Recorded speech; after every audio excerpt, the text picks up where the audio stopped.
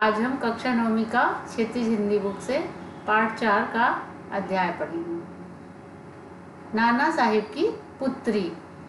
और नाना साहिब जी की पुत्री के बारे में पूरा डिटेल बताया है कि चपला देवी ने लेखिका है इसकी, और उन्होंने लिखा है कि व्यक्तित्व एवं कृतिका के बारे में जानकारी उपलब्ध नहीं हो पाई, परंतु उन्हें स्वतंत्रता आंदोलन के दौरान पुरुष लेखकों के साथ साथ अनेक महिलाओं ने भी अपने अपने लेखन से आज़ादी के आंदोलन को गति दी है। उनमें लेखिका चपला देवी भी रही हैं, जो कई बार अनेक रचनाकार इतिहास में दर्ज होने से रह जाते हैं। चपला देवी भी उन्हीं में से एक हैं।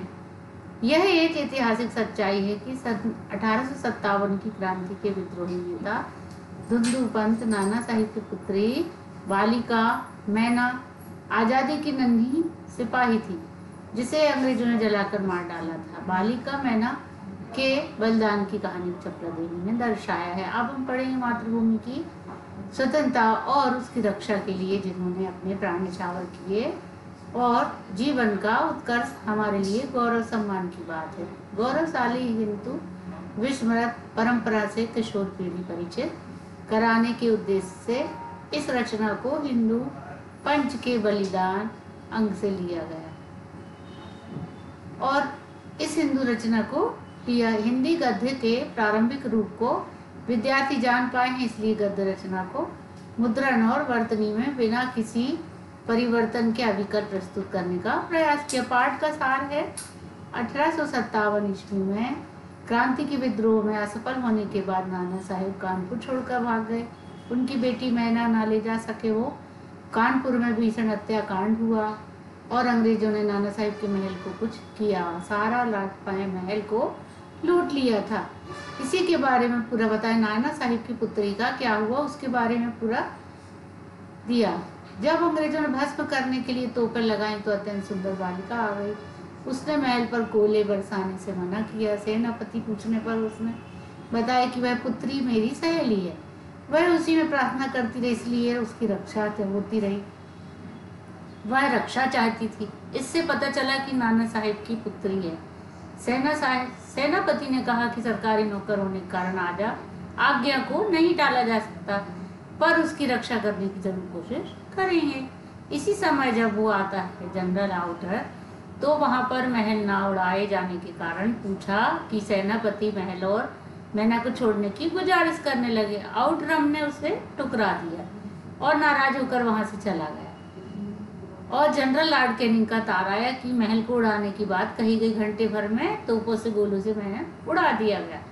लंदन के सुप्रसिद्ध अखबार टाइम्स ने 6 सितंबर को नाना साहिब की जो अंग्रेजों के हत्याकांड का दोषी पकड़े जाने पर बहुत बड़ा लेख लिया। वो पार्लियामेंट हाउस में सेनापति की रिपोर्ट पर हंसी उड़ाई गई, लेकिन नाना की कन्या पर क्षमा याचना की थी, और अंग्रेजों ने नाना साहिब के लिए सगे संबंधी को मार डालने का आदेश दिया। सितंबर माह में अर्धरात्रि के समय सफेद वस्त्र पहनकर नाना साहिब के महल में अवशेषों पर रो रही थी मैना।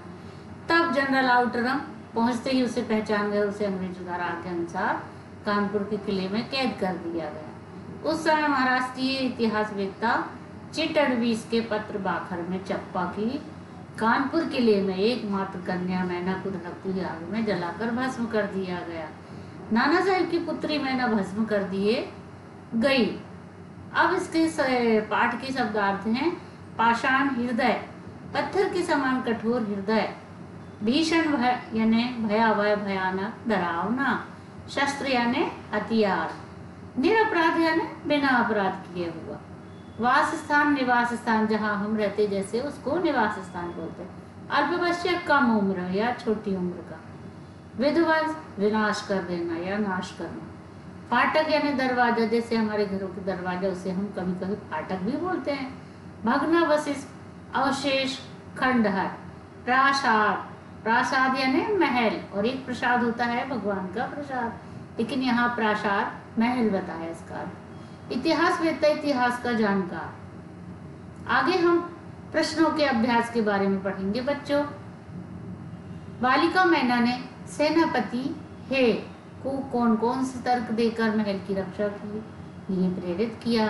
बालिका मैना ने सेनापति हे को महल की रक्षा के लिए निम्नलिखित तर्क दिए, जैसे अंग्रेजों के दोषी नाना साहब हैं, मकान का इसमें क्या दोष है, यह स्थान मैना को बहुत प्रिय है। अंत में मैना ने सेनापति हे को अपना परिचय देकर कहा कि वो उनकी पुत्री मेरी सहेली है।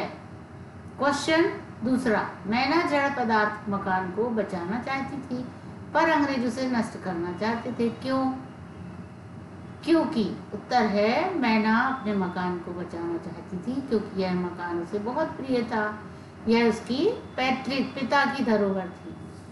अंग्रेज उस मकान को नष्ट कर देना चाहते थे क्योंकि यह मकान नानाजी जैसे और भी क्रांतिकारियों का ठिकाना हो सकता था। नानाजी ने अंग्रेजी सरकार को बहुत हानि पहुंचाई, इसलिए अनेक नर नारियों की हत्या की गई थी उसने।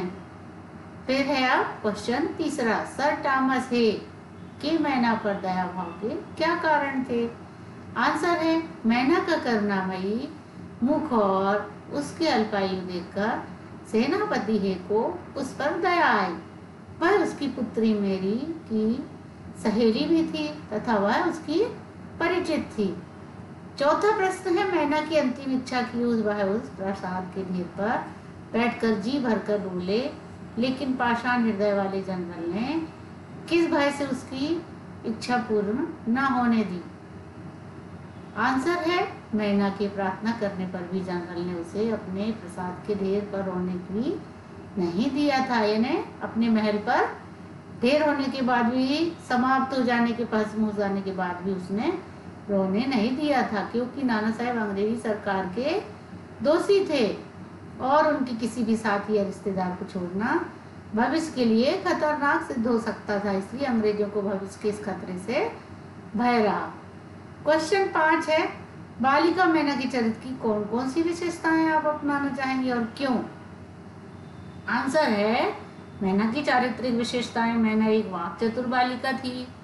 उसके मन में अपनी पैतृक धरोहर के प्रति सम्मान की भावना थी। उसके मन में किसी भी प्रकार का कोई भय नहीं था, वह साहसी थी। चौथा है उसमें आत्म बलिदान की भावना प्रबल थी। मैना बहुत भावुक थी, तभी मकान के जल जाने पर उसका मन दुखी हो जाता है। हम मैना की इन सारी विशेषताओं को अपनाना चाहेंगे। उसकी एक विशेषताएं उसे अलग बनाती हैं, बल्कि गुणों से युक्त मनुष्य जीवन पथ पर कभी असफल नहीं होता। उसे किसी भी प्रकार की शक्ति अपने मार्ग से विचलित नहीं कर सकती। अतः हम उसके इन गुणों को आत्मसात करके देश तथा परिवार का नाम रोशन करने का प्रयास करेंगे। प्रश्न 7 है, स्वाधीनता आंदोलन को आगे बढ़ाने में इस प्रकार के लेखन की क्या भूमिका रही होगी? तो उत्तर है, समाज के लोगों तक संदेश पहुंचाने में लेखन कला का बहुत महत्वपूर्ण स्थान रहता है।